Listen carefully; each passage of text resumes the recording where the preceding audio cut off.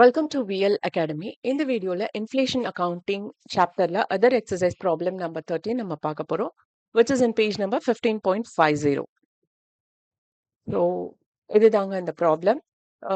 இதுவுமே ரொம்ப ரொம்ப ஈஸியான ப்ராப்ளம் தான். அதாவது the whole சாப்டருமே இந்த பேசிஸ்ல தான் வரும். பார்த்தீங்க அப்படின்னா, இதை நான் உங்களுக்கு ஈஸியா அண்டர்ஸ்டாண்டிங்க்கு நான் இப்படி ஒண்ணு போட்டு வச்சிருக்கேன். தட் இஸ் என்னன்னா, ஓப்பனிங் இண்டெக்ஸுக்கு வந்து 1 வேல்யூ கொடுத்துருக்கோங்க. ஏன்னா அதுதான் ஃபர்ஸ்ட் நமக்கு வரப்போகுது. அப்புறம் during the year are average அது வந்து number 2. Okay. And closing index number 3ன்னு வச்சுக்கோங்க. ஸோ ஓப்பனிங் ஸ்டாக்கோட இண்டெக்ஸ் கன்வர்ஷன் ஃபேக்டர் நம்ம கண்டுபிடிக்கணும் அப்படின்னா 3/1. ஸோ 3/1 அப்படிங்கிறது 3 is closing stock and 1 is opening stock. Opening index sorry. During the year அப்படிங்கிறப்ப closing divided by average. So இந்த க்ளோசிங்கிறது வந்து கடைசி இது. அதுல இருந்து ஆவரேஜ் நம்ம டிவைட் பண்ணுவோம். Average are during the year. Okay. இந்த ப்ராப்ளம்ல ஆவரேஜ் கொடுத்துருக்காங்க. அது ஏன் ஆவரேஜா எடுத்திருக்கோங்கிறதையும் நான் உங்களுக்கு சொல்றேன்.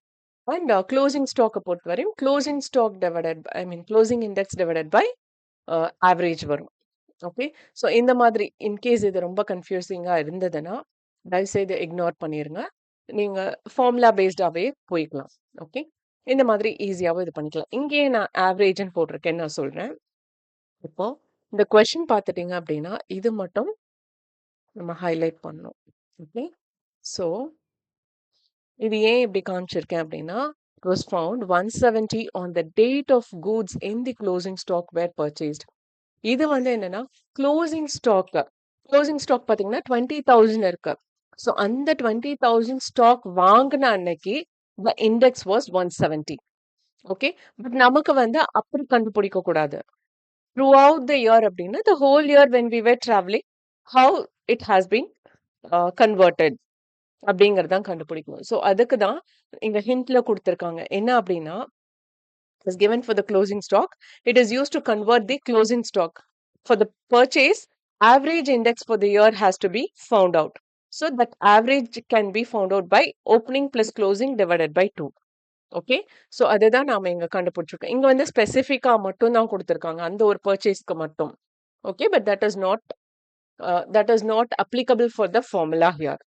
Okay. So opening inventory is base index is 100 and closing index is 190. So 60,000 into 190 divided by 100, that is 1,14,000. Okay. So 60,000 ka nama vaangna inventory on that date it was 1,14,000. Okay. And purchase during the year பார்த்தீங்க அப்படின்னா average index that is 145. அது எப்படின்னா 100 plus 190 divided by 2 and closing index is 190. So இங்க purchase வந்து 1,40,000. So 190 divided by 145. So that is 1,83,448 rupees. So 1,40,000 இருந்தது. During the year it has converted to 1,83,448 rupees.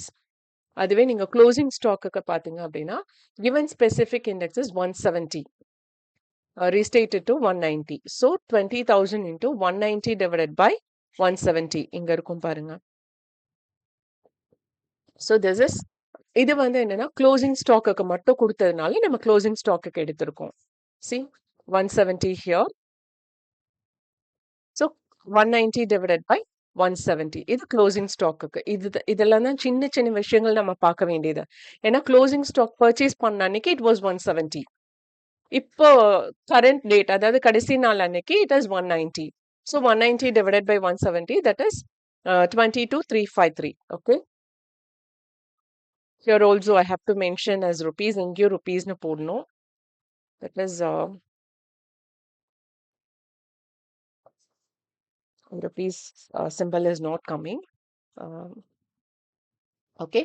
So நீங்க அந்த rupees எல்லாம் mention பண்ணுங்க. That is very very important.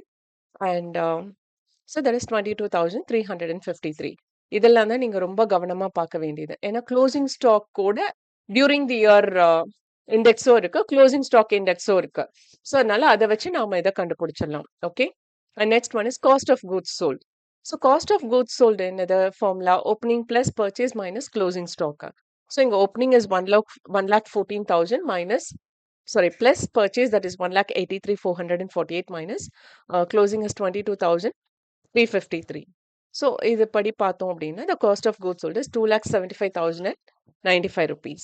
Okay, so இதுதான் current value of cost of goods sold. So இது மட்டும்தான் இந்த ப்ராப்ளம்ல கேட்டிருக்காங்க. ஸோ இதோட இந்த வீடியோ முடிஞ்சுது. அண்ட் இந்த வீடியோ வாட்ச் பண்ணதுக்கு ரொம்ப ரொம்ப தேங்க்ஸ். இந்த வீடியோ நிஜமாவே இன்ஃபர்மேட்டிவா இருக்குன்னு ஃபீல் பண்ணீங்கன்னா லைக் பண்ணுங்க, ஷேர் பண்ணுங்க, அண்ட் சப்ஸ்கிரைப் பண்ணாதவங்க சப்ஸ்கிரைப் பண்ணுங்க. And if you have any doubt please do comment. I'll try my level best to clear as early as possible. With this signing off, Dr. Shanti. Thank you once again.